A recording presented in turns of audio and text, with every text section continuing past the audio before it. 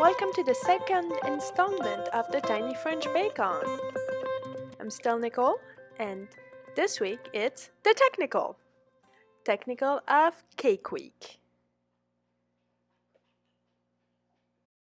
Bakers, today, France and Theodore are asking you to make Mary Berry's angel food cake with alternate curd because it is not the season for passion fruit.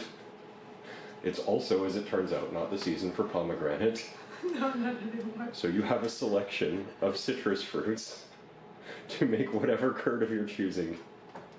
Okay. You have 2.5 hours. Get ready, set, break! Let's have a look at our ingredients. Here are the requirements, the ingredients, and my directions. So I started mixing the dry ingredients for the angel food cake, and I was kind of in a hurry because I have never done one before. As you can see from my laughter hearing about angel food cake. So mixing the flour and all of the sugar, which was a mistake because I didn't read all of the instruction through, and adding the zest of a lemon.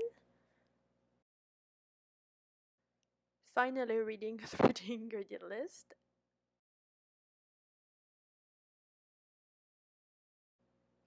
And now it's time to separate 10 eggs. The angel food cake takes 10 egg whites, and the yolks are going to be used for the curd. And I have to say I'm very proud that I separated 10 eggs pretty fast without any shell or any yolk. The yolk in the white would be problematic, that fattiness would prevent them from whipping. To help them whip properly, you add an acid, a bit of lemon juice. Something I've never done before but I heard is really useful is wiping your bowl down with that acid to prevent to have any fat on the surface of your bowl, and apparently that helps them whip. It's the technical, I thought I'd do that properly, and I have done that little trick of adding the cream of tartar before, and it was in my ingredient list. So adding the salt and the cream of tartar to the lemon juice and adding them to my egg whites to whip properly. I am using the stand mixer today.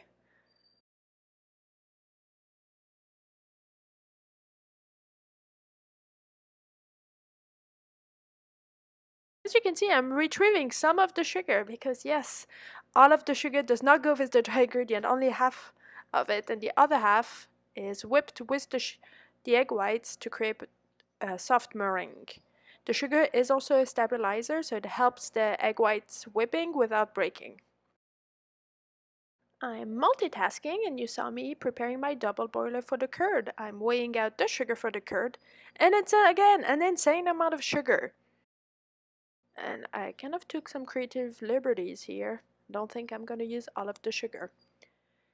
When the egg whites are softly whipped but not too stiff, I incorporate them to my dry ingredient. I do the method of incorporating a little bit to the dry and then adding the dry ingredient in 3 different additions. If I had read the directions, I would have known to sift the ingredients. It didn't end up being a problem. Angel food cake is baked in that tin. It's a specific tin. I did not flour it or grease it, but I did level the batter, and as per the instruction said, I ran a knife through it to pierce the largest bubbles, and it is 45 minutes at 325. And I'm starting on the curd, and you must be sick of seeing me zesting citrus and juicing citrus. Second curd of the week. For the grapefruit juice, I did strain it because the pulp of the grapefruit is a little larger than expected. And so for the curd, on a double boiler, I mixed the egg yolks and the sugar. I only used about half the sugar. The recipe listed 400 grams of sugar, which is a huge amount. And I'm kind of glad I did not use all of the sugar. And then I set it on the double boiler, very gentle heat, so I can let it like stay on for a while. I did put the setup, as you saw, in the fridge to be able to cool down, and from the fridge I got the butter, and I'm cubing that butter and putting it back into the fridge to be able to incorporate to my curd once it's ready.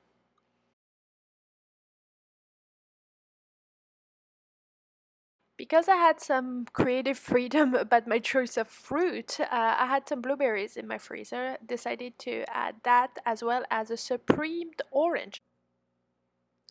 Supreming any citrus means removing the fibrous content within each slices to have very pretty and very tender piece of fruit, and that will be used for decoration.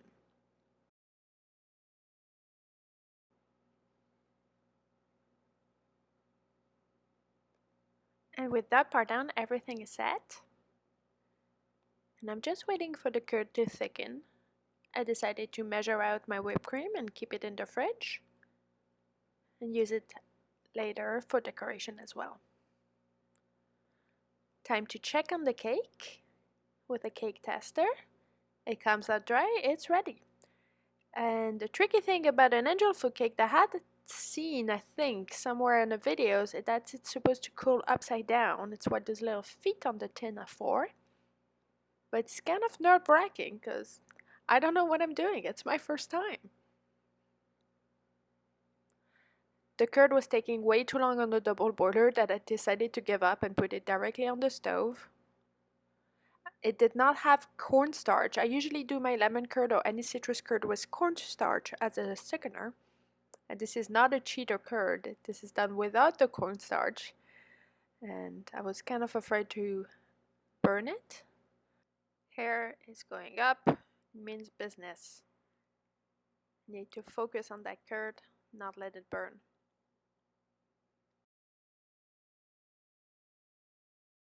I switched to a spatula, which means it was thickening a little bit, which is a good news.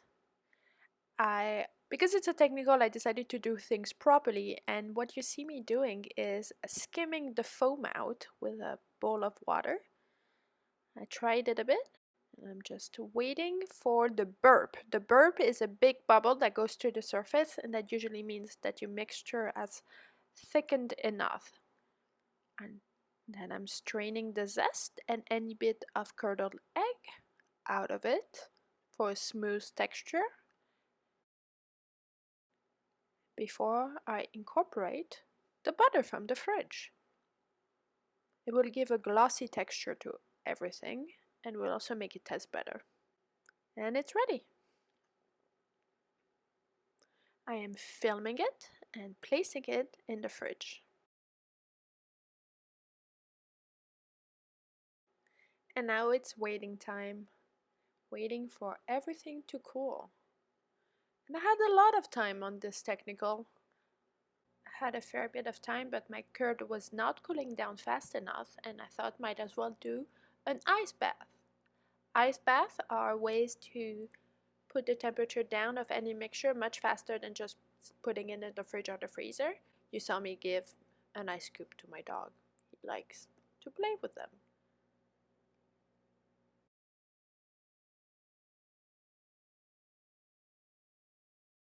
Placing the ice bath, and back in the fridge it goes. In the meantime, I whip my cream and I'm placing it in a piping bag. I like to use piping bag. It makes everything neater and a little cleaner and keeps me organized. I put that piping bag back in the fridge. It's the moment of truth. Time to see if the cake works, if it collapsed. So I run a spatula, a pretty flexible spatula, around the edges and the center. I flipped everything into a cooling rack.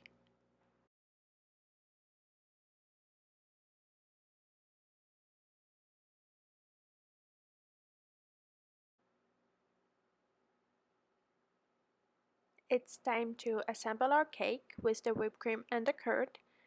And I completely went off instruction. As you can see, under make whipped cream, under decorate, it says coat the cake in whipped cream. I am not coating the cake with whipped cream. I actually didn't even read the decorate part. Is it creative license? I think it was mostly laziness or distractiveness from my part. And I don't have a habit of coating the sides of cake when I make them, so I went my usual way of decorating, which is whipped cream on top and putting any liquid, coulis, curd in our case, and fruit on top of the whipped cream. And yes, you see me using chopsticks to place the supreme orange. It's a little neater than using your fingers. Big breath in. We place the delicate cake onto the cutting board. And time is up! 2, 1.